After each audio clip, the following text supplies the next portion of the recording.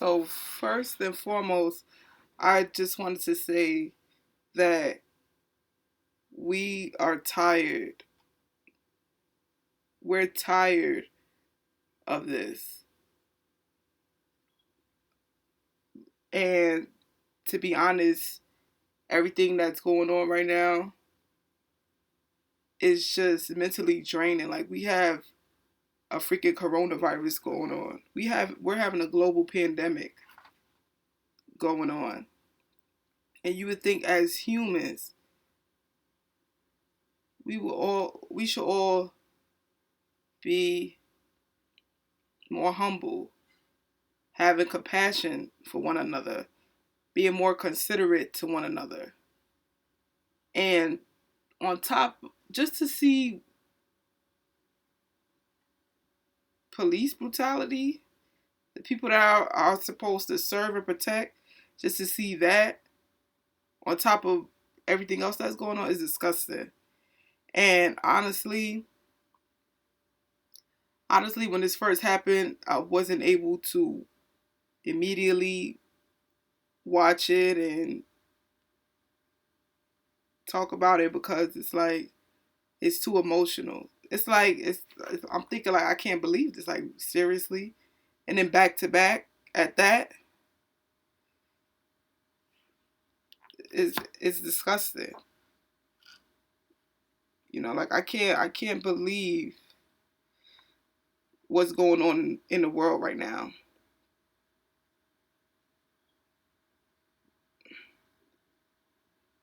Like literally back to back. First Ahmaud Arbery, now George Floyd, and it's just recently happened with Eric Garner. As traumatic as that was to see that happen again, nah. And then people want to say, oh, violence is not the way. And look, people are tired of asking.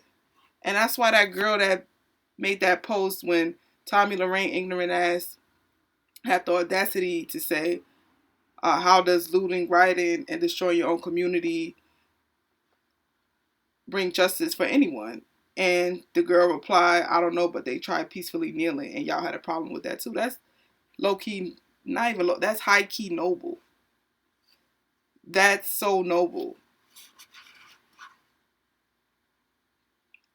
And it's really sad. It's disgusting. It's draining. It's mentally draining. It's emotionally draining. People are tired, and it's really like back going back to the 70s and stuff, and the 60s and stuff. You know, but it's like, hey, at this point, it is what it is. People are tired of asking. We tired, just like Tupac said, we tired of asking. Like, what do y'all want?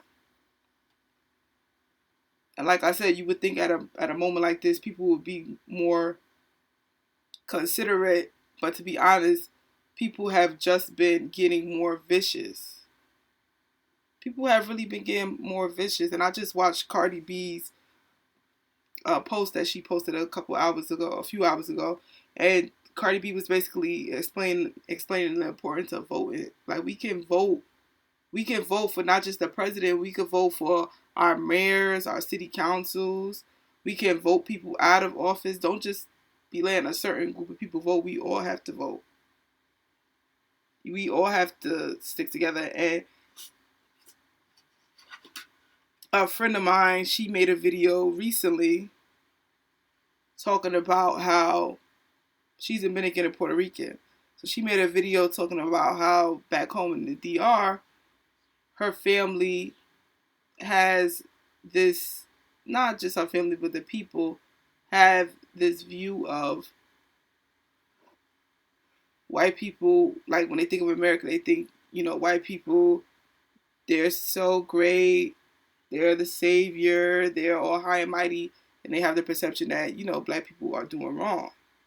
And I had a conversation with my cousin a few years ago about how, and even me, because I have a lot of foreigner friends like Haitians, Jamaicans, Dominicans, Africans, and The conversation was that over in these other countries, when they see news about what's going on in America, they're seeing the bad stuff. They're seeing like black on black crime. They're seeing black people fighting, arguing. They don't see none of the good stuff. They see all the bad stuff.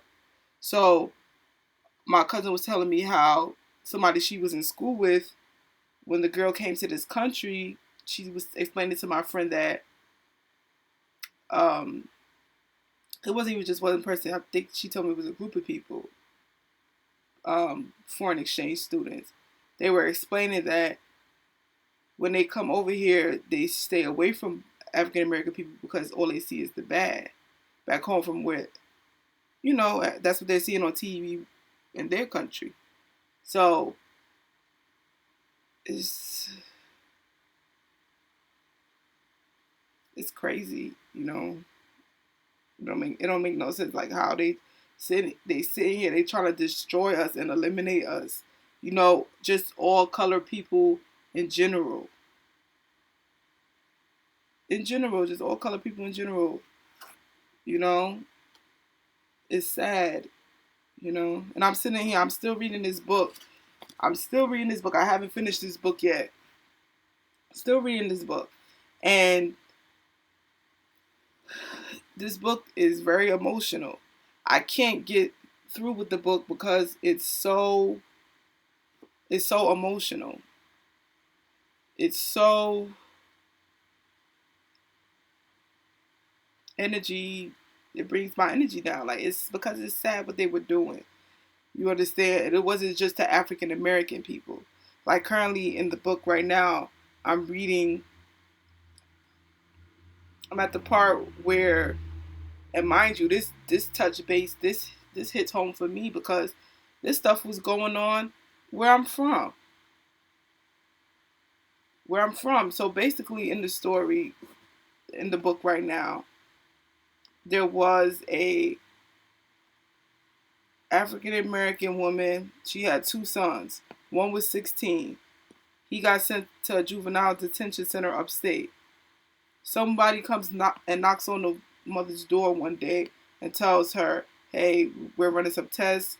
We would like to use your youngest son basically as our experiment to make sure he doesn't have behavioral problems like his older brother. So we're gonna give him some compensation. We'll take him to Toys R Us. We'll give him $100 gift card, but this will benefit you and your family as well. So you can see if there's a link between the behavioral problems, and so he doesn't turn out like his older brother and end up in jail like his older brother." The mom didn't want to do it at first, but eventually she gave in, and they were experimenting on her son, and not just the African American kid. This was going on. This happened in Brooklyn. They were experimenting on Dominicans in Washington Heights. So this is a problem for everybody. This is not just this African American problem. This is all colored people problem.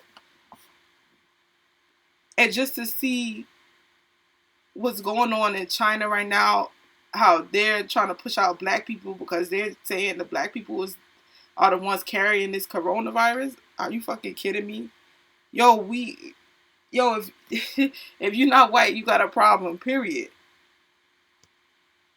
You got a problem, period.